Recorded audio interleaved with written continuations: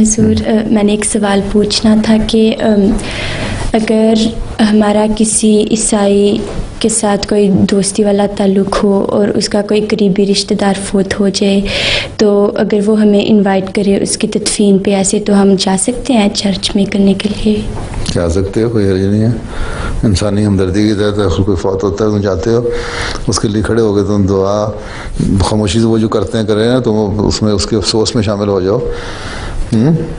جی اس کو یہ دعا تو دے سکتے ہو کہ اگر وہ اتنا بڑا مشرک نہیں ہے تو اللہ تعالیٰ اس سے مغفرت کا سلوک بھی کر سکتا ہے. لیکن جو جانے میں تو کوئی حرج نہیں ہے، لیکن وہاں اپنے طور پہ ہاتھ اٹھا کے دعائیں کرنے لگ جاؤں وہ نہیں.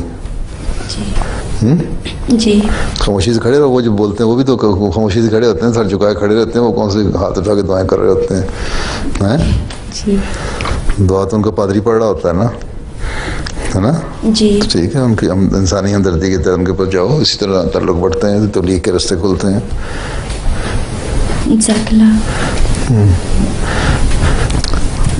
منافقین جو زیادہ باتیں کچھ کرتے ہیں اور جن پہ ان کو ظاہر ہو گئے تھے آنسر آنسروں کا آگے ان کے بارے میں تو 70 مرتبہ بھی ان کے بارے میں استغفار کرے تب بھی یہ نہیں بخشے جائیں گے. نہ کرو.